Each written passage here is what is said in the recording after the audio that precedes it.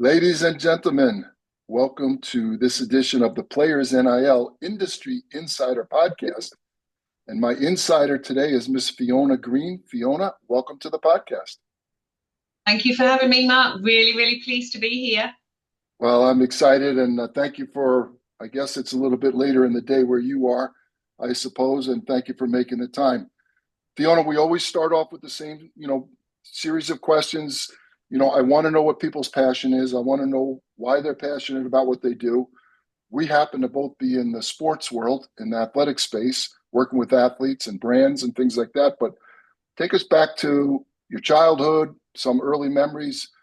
How'd you become a sports fan? Well, there I'm going to contradict you right away, Mark, because can you believe it? I'm not actually a sports fan. I have worked in sports for 38 years, but it's the business of sports that drives me. Don't get me wrong. I love watching certain sports at certain times, but I tend not to be, I don't class myself as a sports fan. I am a fan of what sports does for businesses, for people, for communities, for towns. I love that sport brings people together. I love that sport can generate tears of excitement and tears of sadness. I love what sport teaches us about, being a team player, tenacity, determination, focus. Would I give up my Saturday afternoon to watch 22 men kicking a ball around for 90 minutes? Probably not. Is that crazy? No, that's fair. One of the two principles of our business, we only have two, is how do you use athletics to better your life? And I've come to learn and come to appreciate those that perhaps are not sports crazed fans like a lot of people are, but you've used your passion and appreciation for sports to drive, your career, right? 30 plus years, Yeah. You said, in the sports business. Take us through some of your experiences. What have been some of the highs, maybe some of the challenges in the sports business world? Well, I'll tell you, one of my highs was because it was on your side of the pond. I was fortunate enough to work on the 1994 FIFA World Cup. I was based in Manhattan for 4 years, and I got to travel the length and breadth of the States. I was working for the US Soccer Federation, or US Soccer as it's called now, or I was working for an agency on behalf of them. And you had the World Cup come in 4 years' time, and I worked for this group, and our role was to prepare the country for the coming of the World Cup. Because even though you'd had the Cosmos many years ago in soccer wasn't that big a deal. You didn't have a professional league, you didn't have the MLS, yet you were given the prize of the biggest event in the world, depending on who you speak to, but definitely one of the top events in the world. And the US Soccer Federation brought us on board to sort of help you guys get used to it. So we scheduled lots of different matches around the country: America against Mexico, America against Canada, America against Italy, England, Scotland, etc. And that was really exciting and really fun. But the funny thing is, Mark, I decided to get a job in the States working on the World Cup, because I've been working in soccer for 4 years in England, and I thought, yeah, the Americans don't know what they're talking about when it comes to soccer. They need me to go over there and educate them. Whoa! You guys had 17 million kids playing soccer under US Youth Soccer, yeah? You guys know how to market, how to put on an event, how to commercialize an event. It was the most vertical learning curve I've ever had. Absolutely adored it. So that was one of my absolute highs, coming over to the States, coming over thinking I was going to teach you what to do. And from day one, I just learned so much about the way you guys do business, the way you see things, the way you do things. And it was a fantastic high for me. Well, you must be excited. The World Cup's coming back to this side of the pond, as you said. And it's a much bigger deal today than it was in '94. I almost can't contain my excitement. Okay, that's an exaggeration perhaps, but yeah, I'm really looking forward to it. And as you know, we're now in the athlete space, and we're here to talk about the NIL, but that's only one part of our business. We also work with professional soccer, with professional athletes, and also with professional clubs. So yeah, it's going to be really exciting. I'm not part of the World Cup organising committee. I'm not part of the world at all. I've worked in the World Cup for a number of years, through 3 World Cups. I just cannot wait to see what you guys do with it. It's going to be so exciting, and it's going to lift everything. Whatever's happening with NIL, whatever's happening at the college level, whatever's happening in the pro game, whatever's happening, your World Cup is going to lift it again. It's going to take it to another level. Just the things that are going to happen. So I just heard something the other day that I didn't understand, I didn't know, but the World Cup finals are going to be in New York City at what we call MetLife Stadium, where the New York Football Giants and New York Jets play. MetLife is not a sponsor of the World Cup, and they're going to rebrand the stadium. They're going to take down all the sign or cover it up, whatever they're going to do, starting in February of 26. I never knew that, and that tells you the power that the World Cup has. Is they're going to rebrand one of the most iconic stadiums in America. Yeah, it's category exclusivity for the sponsors. The FIFA sponsors pay a shed load of money. I mean, when I was selling the World Cup, I used to sell the World Cup myself. So this was 2002. It was 55 million Swiss francs, which is kind of around about $50 million for 30 days, for 30 days of activity. That was 2002. We're now 2025. So you can only imagine what it costs to sponsor the World Cup. And so if you are a brand that is a competitor of MetLife, or isn't even a competitor, but you've had to pay the 150, 200, 250 that it might be now, you don't want anyone like MetLife getting that brand association for free. And by the way, MetLife, or rather the stadium, they want to host this event as well. So they will have reached an agreement with MetLife for that period of time. And, you know, MetLife will still benefit because you guys all know it as the MetLife anyway. So you'll still be talking about it like that. The broadcasters won't say it unless they say it accidentally. Because, by the way, the power goes that far. The official broadcasters will have signed an agreement that they can't use the name of the stadium, that it has to be, you know, the upstate New York Stadium, or whatever term they're going to come up with. But that's the power of sponsorship, and that's definitely the power of FIFA and indeed the IOC when it comes to the Olympics. Yeah, it's interesting. Before we get into what you're currently working on, I have one more question because I don't know the answer to this question. What are some of the primary differences in sports fans from Europe to the US? Are there differences, or are we all the same? Yeah. We talk about this a lot. And when we say sports fans, I'm not going to talk about general sports fans. I'm going to talk about specific sports fans. I'm going to talk about football fans, soccer fans over here, and any of your sports fans, okay? I talk about soccer specifically because that's the way in which we tend to talk about it, but it's just as relevant for rugby, just as relevant for cricket. This is probably going to come out the wrong way, and I don't mean it to, but you'll understand what I'm talking about. Because we don't have the franchise system, because we have relegation and promotion, and because our oldest football club is about 160 years old, the fandom has been passed down generation to generation to generation. So we don't switch allegiances. We don't switch allegiances because a club has moved to another stadium, to another state, to another county. We stay with that club through life and death. And so there's often that type of discussion about the depth of fandom.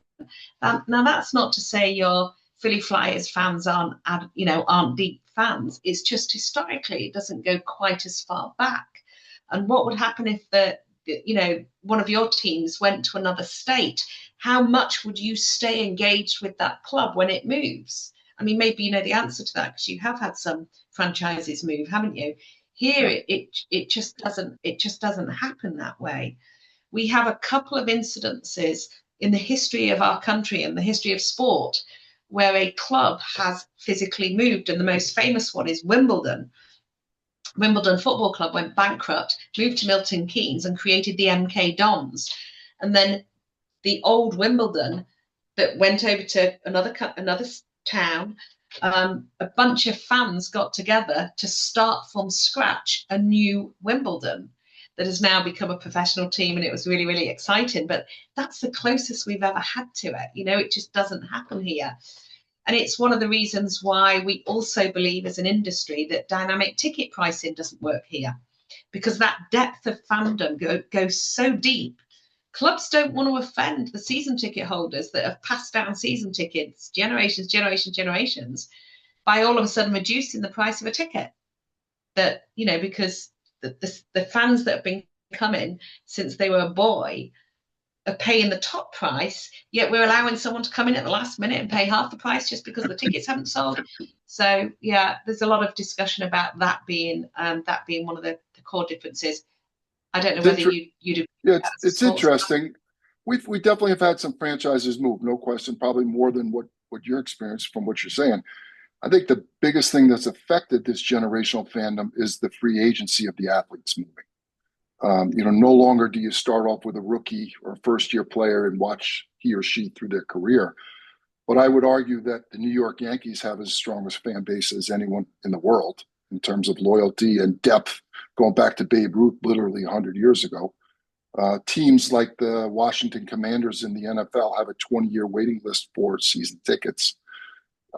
Television has diluted some of the fandom, right? Because it's not as exciting to go to the game as it is to stay home, and it's gotten quite pricey, right? But I believe that Yeah. free agency, I mean, there's some people that will never move. You could never have Derek Jeter not be a New York Yankee, right?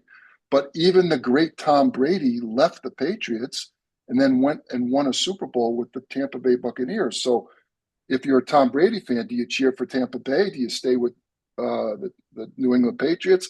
It's a real conundrum. There's no question about it. But we're But crazy here's about it. We do love our sports, though. But here's the thing: Tom Brady moving from one team to another would never change a fan's team's allegiance. But you would stay with the original team that you were a fan of, whoever the players came and went. But what we are seeing with the new generation is that they're much more closely wedded to the player than they are the team.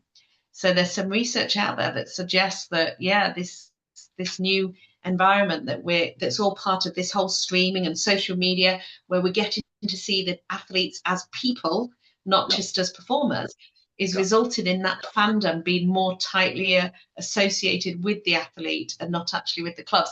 But while we're talking about Tom Brady, we can't talk about Tom Brady without talking about what's happening over here in England with his involvement with Derby County. I mean, is it Derby County? Yeah, it's just so exciting to have Tom Yeah. Brady. Well, I think it's exciting. I don't know whether everybody feels that way, but Yeah. No, well, it seems like there's a proliferation of American famous people and athletes, Wrexham, and I think JJ Watt, and Wrexham continues to move up, right? I mean, they're doing well. But you said something that's very interesting, and it will lead into our professional conversation.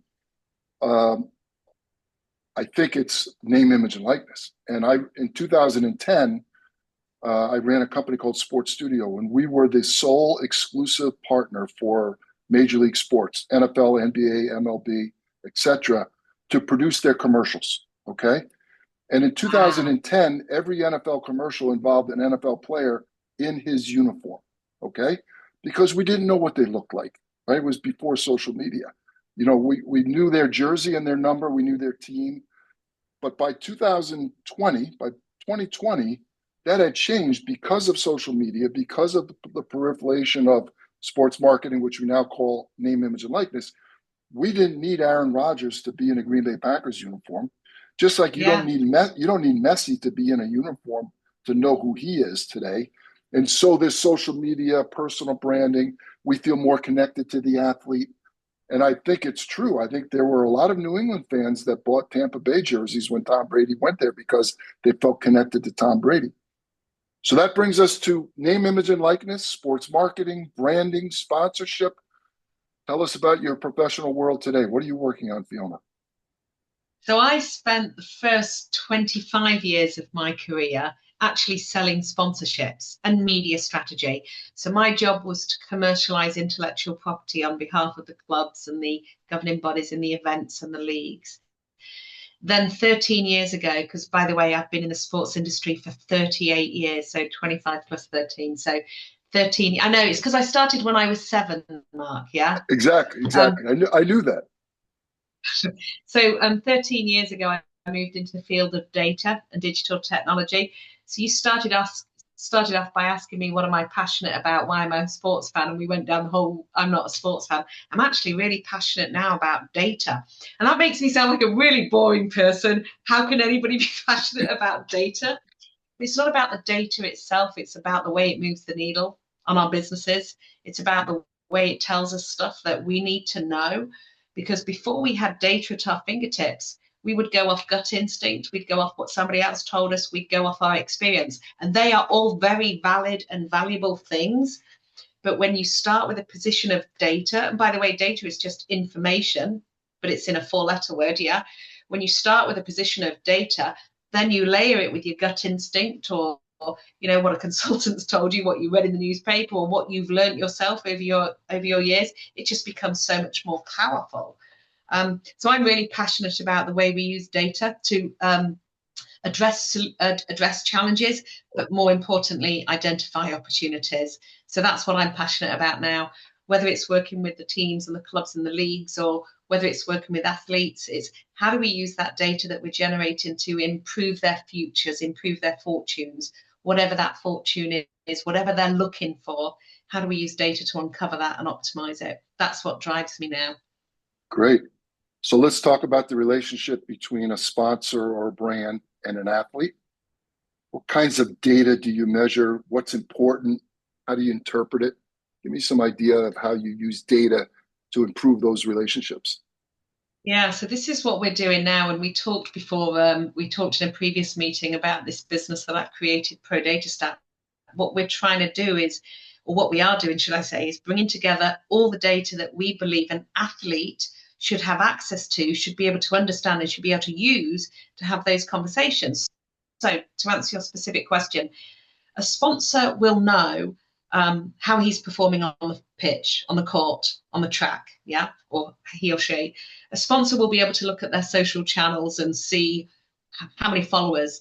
Those are the two metrics that we're predominantly using right now. How many social followers, what level of engagement, and how do they perform in their chosen sport?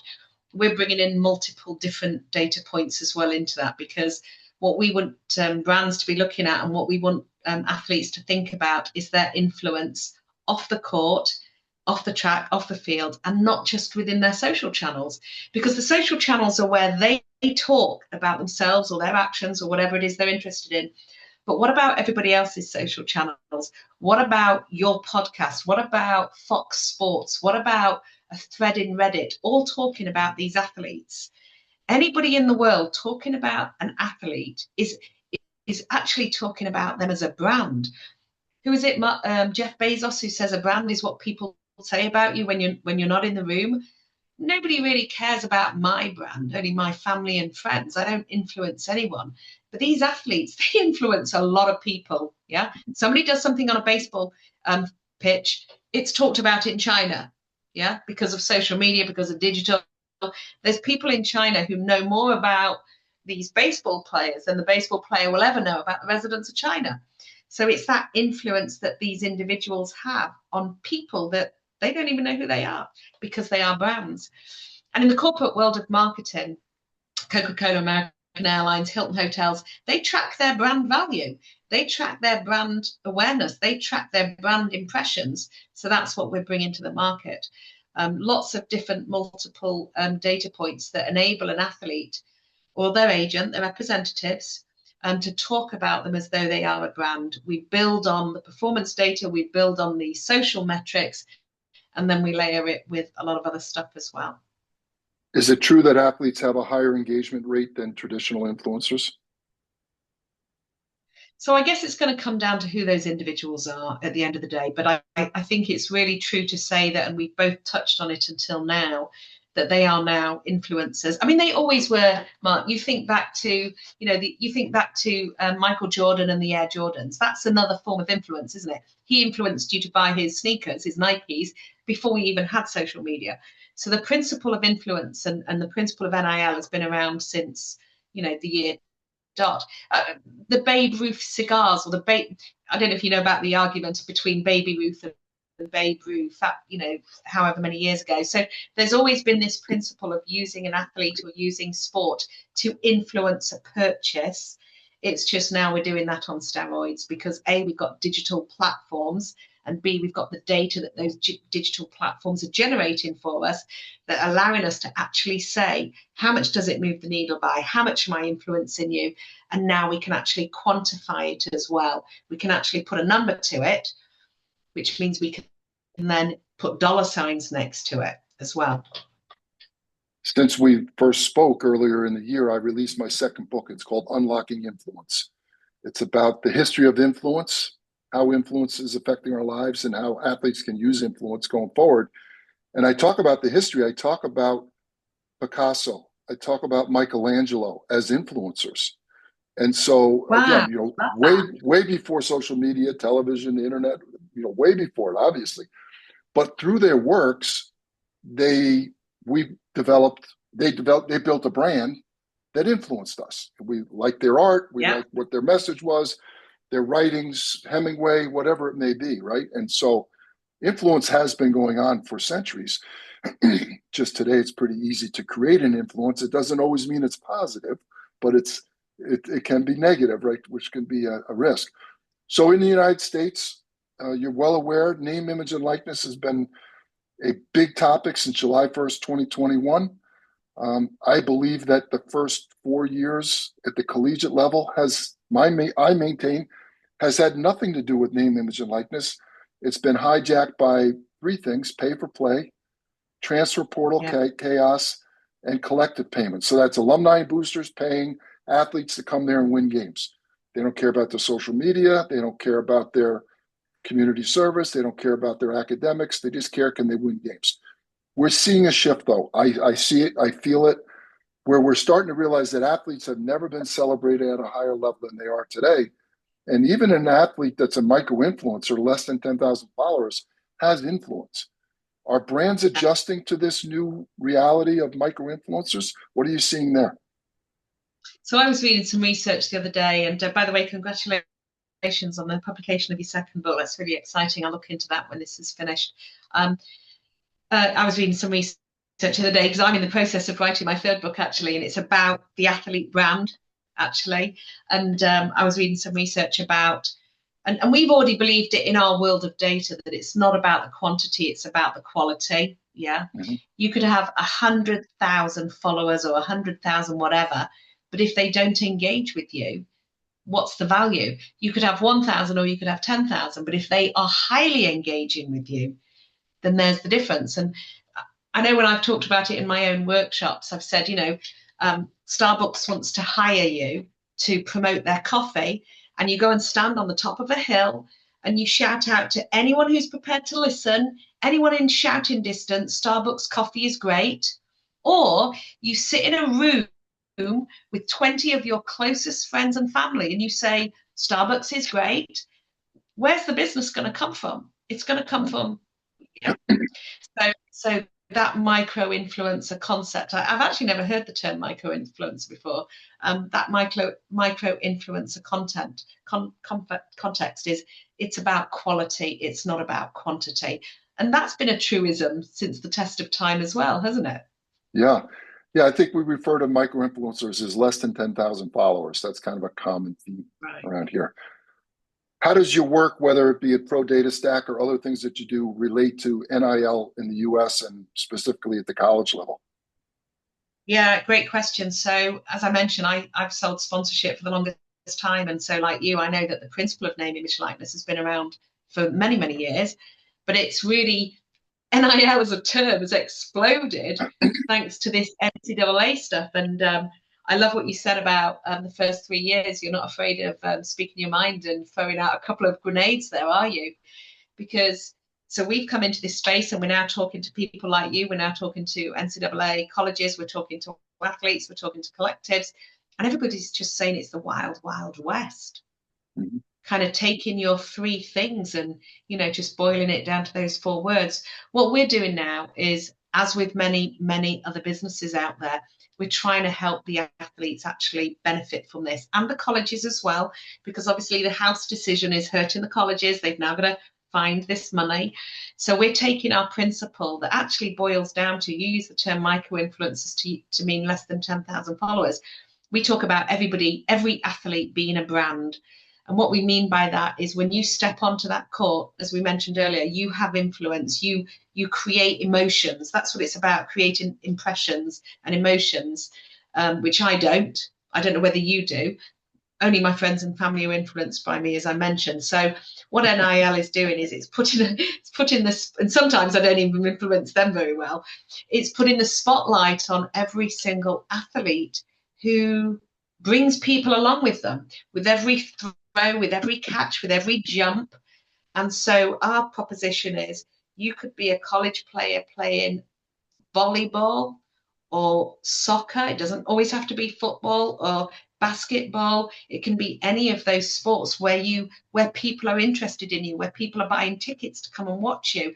And so we want to take that association that is naturally formed and help any level of athlete commercialize it, optimize it, learn from it, and take that value into the next phase of their career with them, because data is so valuable, Mark, that even if a college athlete doesn't actually go on to turn pro or go into the draft, the data that they generate for these 4 years or whatever number of years they stay in college is going to be fantastically valuable to take into the next phase of their life.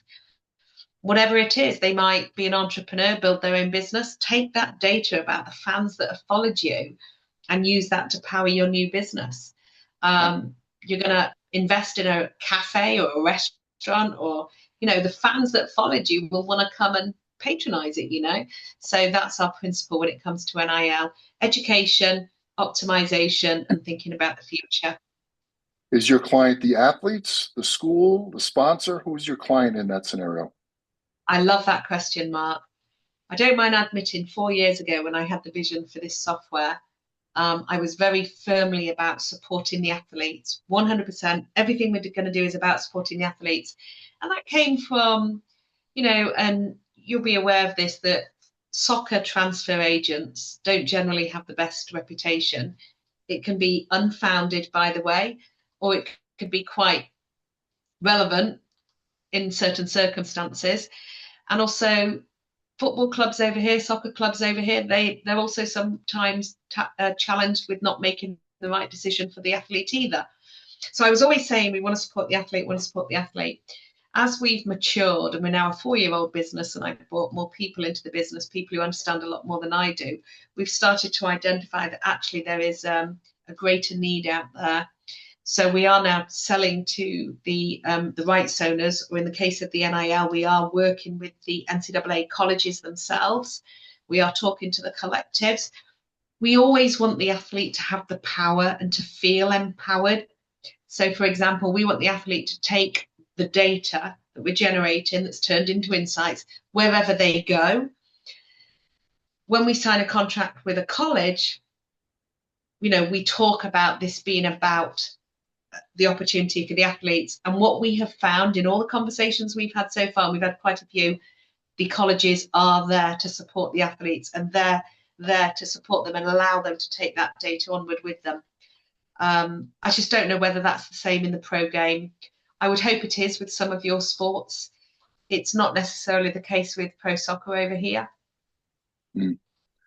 Well, there's always a business side to these relationships, right? We like to be holistic and idealistic and hope that we're doing the right thing by young people in particular.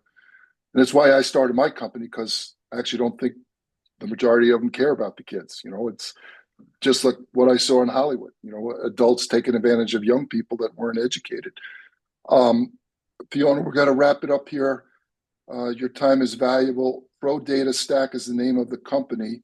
If we want to find out more about you, your company, your philosophy, here's your chance to shamelessly plug all of your social and website handles. That's really good of you. Thank you very much. So ProDataStack, actually, it's quite easy to find. We're on Instagram, we're on X, and we're on LinkedIn, and we have a website, prodatastack.ai. Fiona Green, I think there's only one Fiona Green who's worked in the professional sports industry for 38 years. I'd love to hear from people. I'd love people to reach out to me via LinkedIn. I'm passionate about knowledge share. I know that data can be considered quite complicated for some people, and I understand why that would be the case, but I eat, breathe, and sleep it.